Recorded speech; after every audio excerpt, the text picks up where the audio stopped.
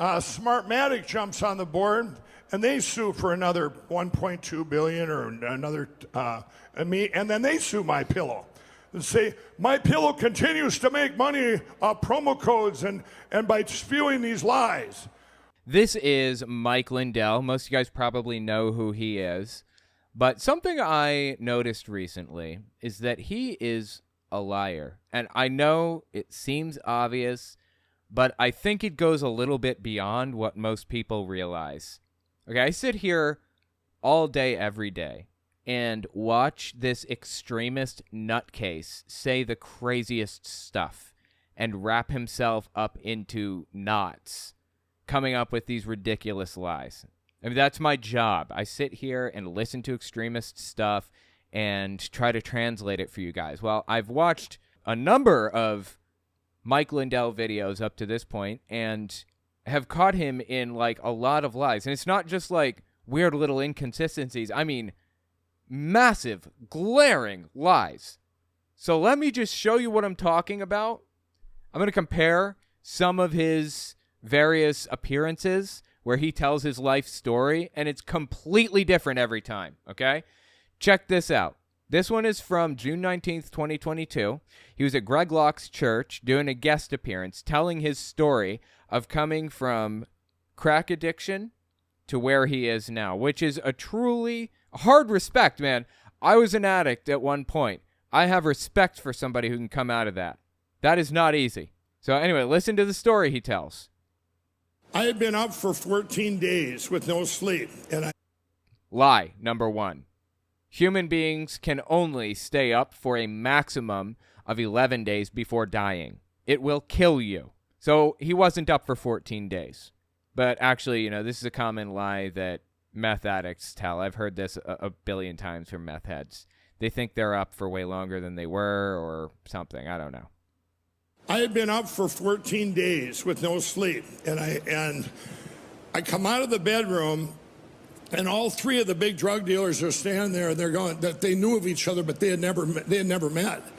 So he's in Minneapolis at this point. Lay out the groundwork for you here. In most big cities, the city is divided up, and sections of it are given to different drug dealers, right? This is how it actually works. People from Detroit controlled sections of Huntington, and then people from Pennsylvania controlled other sections in New York and, stuff like that. Detroit was the biggest supplier in Huntington, West Virginia when I lived there, of heroin, of guns, of everything. So what Mike Lindell is describing here is the three drug dealers that are competing for each other's markets all come to a room, his room, matter of fact. His living room. They come to his living room because he knew them personally, apparently. People slinging millions of dollars in product, supplying the entire city with crack and whatever. And they know him personally, apparently. Just some random drug addict who's all methed out or cracked out or something. Okay? I'm with you so far. Let's continue listening. And they're going that they knew of each other, but they had never met. So Mike introduced these three drug dealers slinging millions, okay? And I go, what are you guys doing? They go, we're cutting you off. The one guy says, Ty says, we're cutting you off. You've been up for 14 days. And I'm going, I've only been up for 12, whatever. And drug dealers? I mean, slinging massive weight. Cut Mike Lindell off because he was hurting himself. I'm talking drug dealers who have probably killed people. I knew people like this when I was into drugs, okay? I knew people who, when you want to buy from them, they won't sell you anything less than $1,000 worth of drugs. And when you show up, they're in a hotel room. You walk into the hotel room. There are 10 guys staying in the room and guns stacked all along the walls. That is the kind of that you see when you're dealing with these types of people, because they come into town with $100,000 worth of drugs, and literally every addict from here to Texas and every cop aiming for them, looking for them, trying to get what they have. These people do not around, and they certainly don't go somewhere without knowing who else is going to be there at any given moment. And on top of all of that, they will literally put a bullet through your chest at the blink of an eye. They don't care. I know who these people are.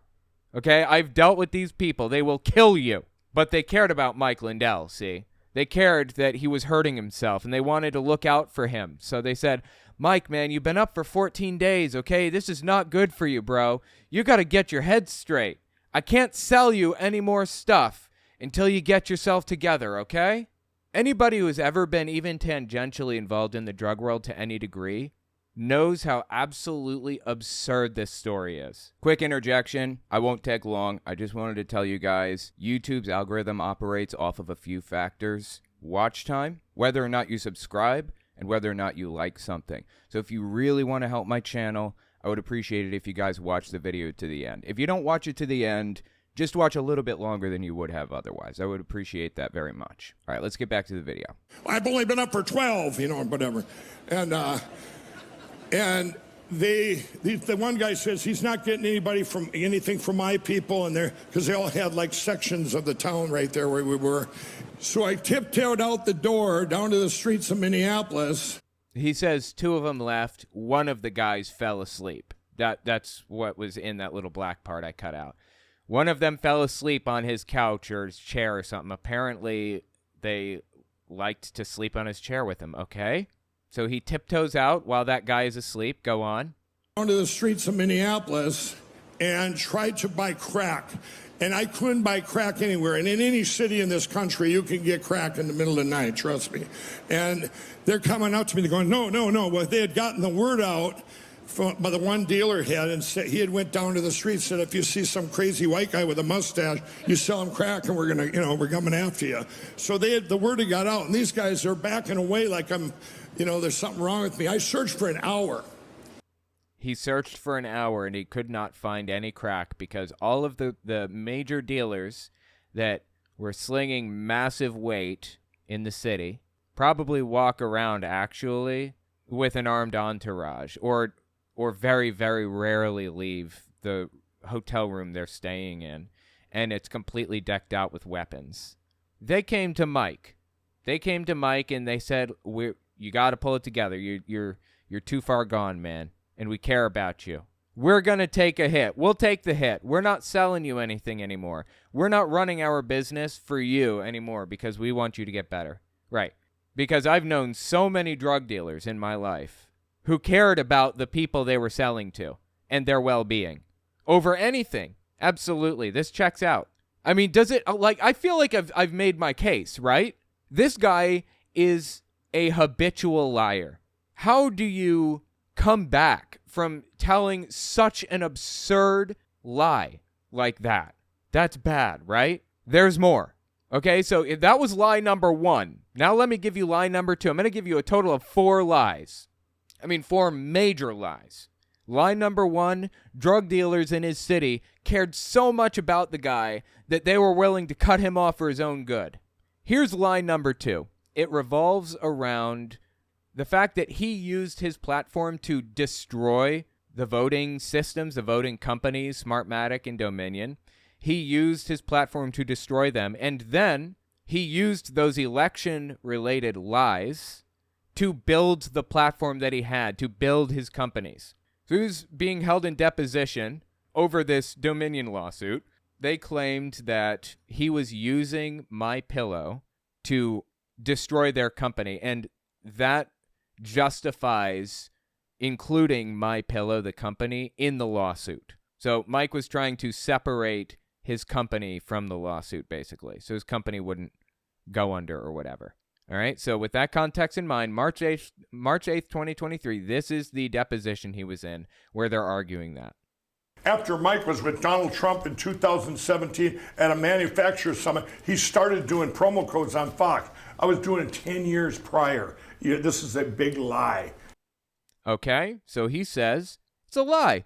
I didn't spread out promo codes more than usual. I've been spreading them out as much as I ever have for MyPillow through Fox News or whoever else. Nothing unusual about what I was doing. Oh, yes, except for October 13th, 2023, literally, 6 months later, he's up on stage at a Reawaken America tour and says this in front of a gigantic crowd of probably 2,000 people. Smartmatic jumps on the board, and they sue for another 1.2 billion or another, and then they sue My Pillow and say My Pillow continues to make money off promo codes and by spewing these lies. Yep, absolutely, and that upset the guy, right? A couple minutes after his talk there, at the very end of his talk, the leader of the Reawaken America tour comes out, grabs his microphone, and he says this. How many of you watch the NBA? NBA brought to you by Gay. Be gay, NBA. Okay, I don't remember that as a sponsor, but I would totally buy it. Be gay, NBA, be gay.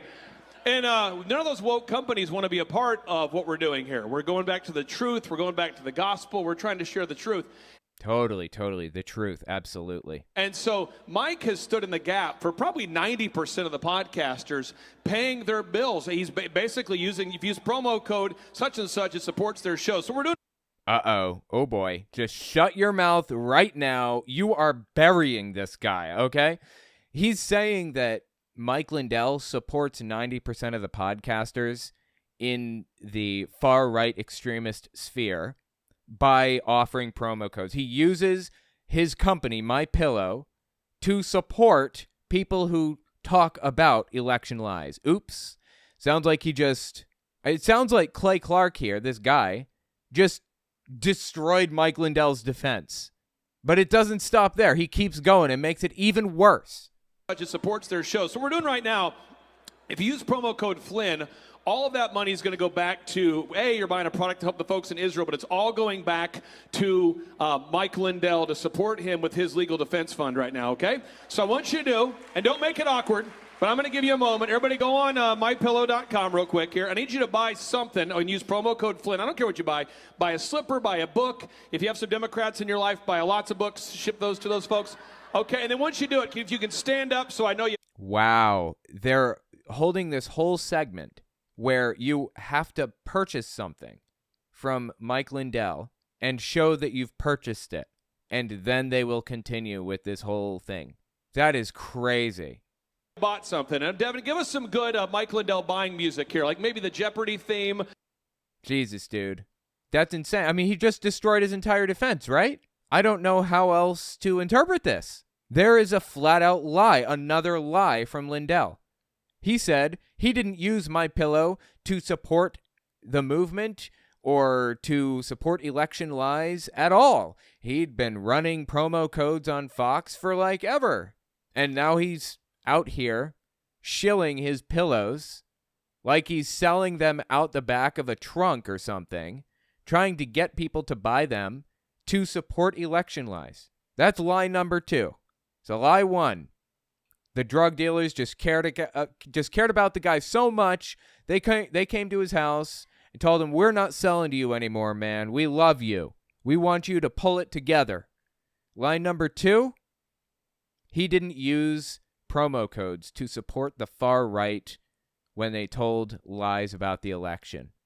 Let me hit line number 3. He claims in this October 13th, 2023 Reawaken America tour that he was doing, he claims My Pillow is completely employee-owned, right? So the employees own the stock benefits and everything. It's all employee-owned, so the stockholders, all our employees, they didn't get any dividends. They know they're into the fight. They're into this. They're all behind what we're doing. I said to the lawyers, how easy it going to be? I said, I don't care about all this discovery and subpoenas. We've sat through hours. They subpoenaed my employees. 2 of them have been deceased for 5 years. Then they get. Well, I mean, I think I've already unequivocally proven that this guy doesn't just tell the occasional lie. He appears to do it for fun and habitually. So, yeah, don't trust a word out of his mouth. If he says the sky is blue, check to be sure. Been deceased for 5 years, then they get subpoenas. This is disgusting. They've subpoenaed employees that haven't worked for My Pillow in 6 years, you know. Okay, that wouldn't surprise me. Sure, people do that. And then they subpoena their phones and their all this garbage. It's also the lawyers make all the money, but this is called lawfare. It's one of the worst things ever done to our country and hadn't been done since 1798. What the hell is he talking about? Lawfare 1798? What? Does he even know what he's talking about? Is he just saying random words and hoping they fit together right now? That's my strategy. He can't have that. Okay, so line number 3, if you remember, his company is all employee owned, right? Mid-May 2023, not 6 months before he said that, he said this. What we're doing with Frank's speech within the next couple weeks, could be for 2 to 4 weeks, we're offering stock to the public. Uh-oh, oopsie daisy. He said it was completely employee owned. What happened to that one? Was he lying then or did he lie just now? This is going to be amazing. We're offering stock to the public. I want every person out there to have a little piece of the pie for our voice for this country. With the money that I use to save this country that I've been out spending, I've spent over $40 million. Unresponsibly spent $40 million at least. I think it's closer to $100 million, actually. Absolutely absurd from top to bottom. Now, this guy may have the excuse of saying, well, you know, we never got around to offering it to the public. But one way or another, this guy has lied out his from beginning to end. And what's more, offering stock to the public like this, he knew his company was failing in this moment. When he was talking to Marjorie Taylor Greene's boyfriend right here, yes, that's Marjorie Taylor Greene's boyfriend he's talking to. When he was talking to her, when he was talking to him, he knew his company was failing. And he was claiming to offer stock to the public of his company. Anyways, you know what that's called? It's called a pump and dump or a rug pull. I'm not sure which one this would fall into, which category it'd fall into. A pump and dump scheme is where you have, say, crypto or you have an NFT or something like that. You offer it to the public. Say Logan Paul or Jake Paul or something has an NFT they want to sell, and they pump up this NFT. They make it big. They have this big initial public offering where everybody can buy as many as they want, and then they cut it off and wait for the value to go up as people buy more and more and more.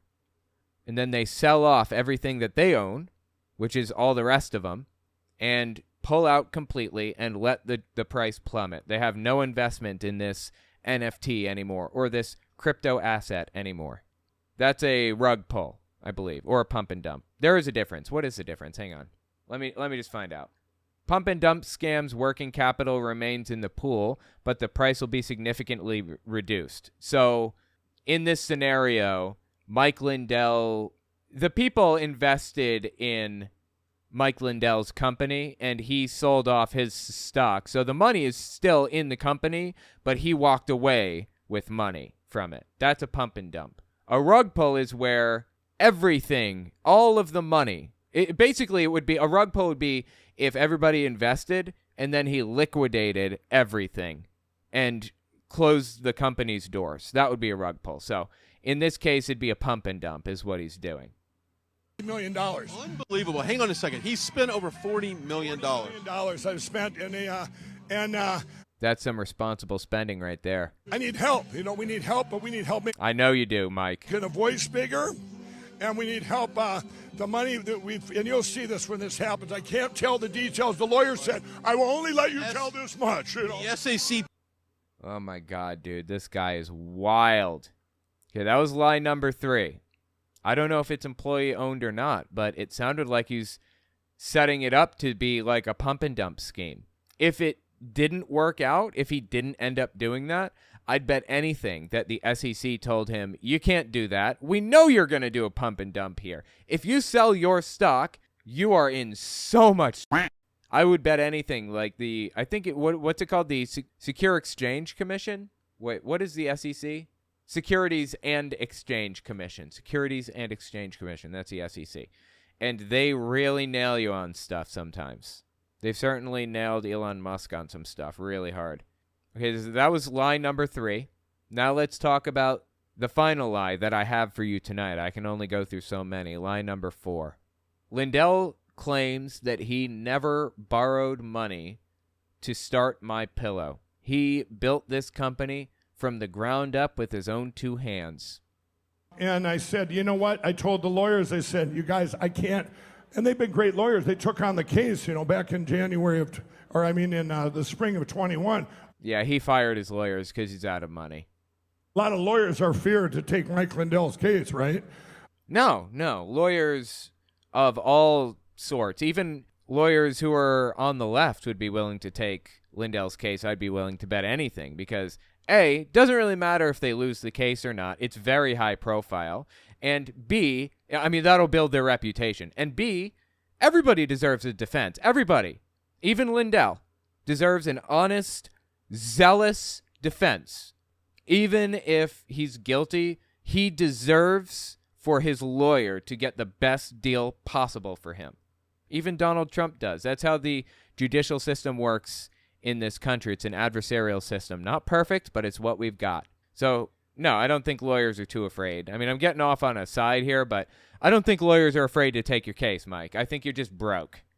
A lot of lawyers are feared to take Mike Lindell's case, right? Well, what they did is also the banks then, I've never borrowed money. I didn't use bank with My Pillow. I built it from the ground up. The American dream. An ex-crack addict builds a business with over 1,500 employees. That's the American dream we're fighting for, right?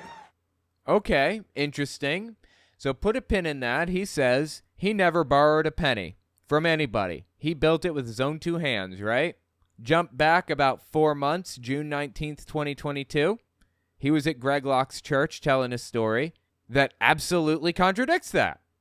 My Pillow was just, like I say, a blip on the radar. My sister says, prayed for favor.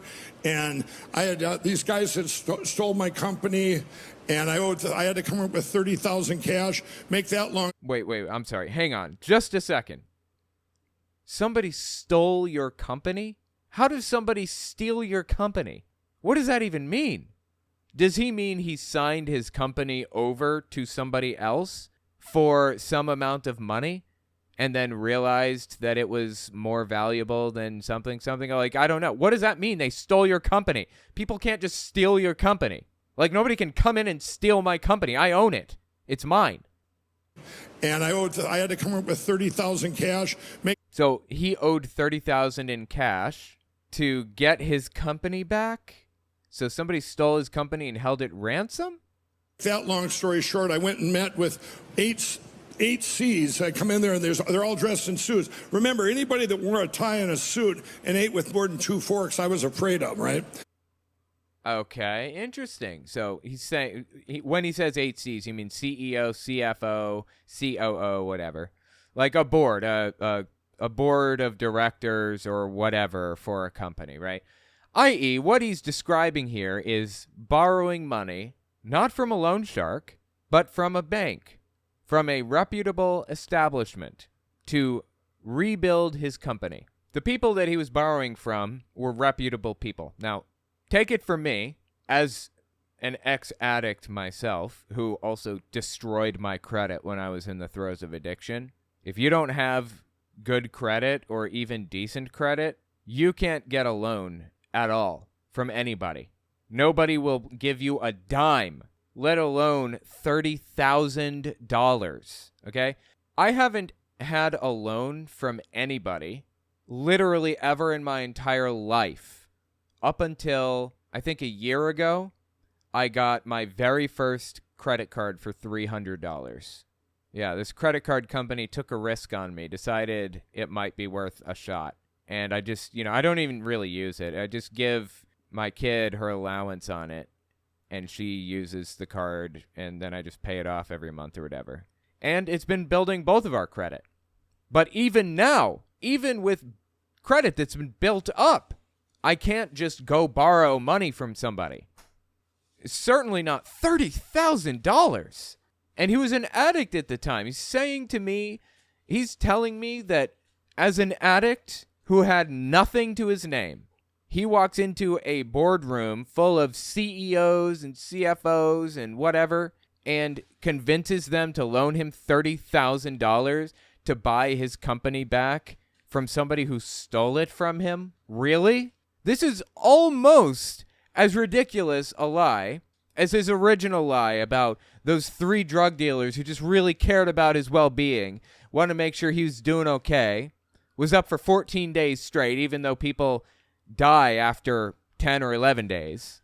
It's almost as ridiculous as that lie. Suit and ate with more than 2 forks I was afraid of, right? But I walk in this room to borrow this $30,000, and I walk in, they're all wearing suits, and I start telling my story. These guys took my company. I need $30,000. I'll pay you back $40,000. I said I used to be a crack addict, but I'm going to do these home shows. I'm going to get back my company, and I'm going to help people in addiction. Their CFO goes, "When did you quit crack?" And I said, "Last Thursday." Nobody in their right mind would loan a penny to somebody who told that story. Certainly not Mike Lindell. You know, forget the crack. Nobody would loan a penny to somebody like that anyways. It is nearly impossible to get a loan of even $3,000, let alone $30,000. This is a joke. And 4 of them got up, looked for the cameras, and left the room. The other 4 stayed there, and they ended up doing it just because but they ended up doing it, and I did end up paying them back a couple months later. But everything out of the dude's mouth is a lie. It's a habit with him. He doesn't know how to tell the truth about anything. I'm convinced of it at this point. People wouldn't even, connect the dots on this stuff. I wouldn't have, if it weren't for the fact that I watch extremist content after extremist content after extremist content constantly. His depositions, his leaked deposition between Dominion and himself, his guest appearances at various churches and conferences and everything else, it all adds up to be complete BS. All of it. I don't believe a word out of the guy's mouth at this point. Does he even like Donald Trump? I'm starting to wonder if he's a Joe Biden fan at this point. He told me he likes Donald Trump. I'm starting to doubt even that. Anyway, let me know what you think about it in the comments. This dude cannot help himself but to tell lies. Mark A. Smith. Mike Swindle. Oh, that's good. Swindell. Mike Swindell. I like that. Must own a 4,000-acre oopsie-daisy farm. Yes, exactly. Just picking those puppies all day long, right?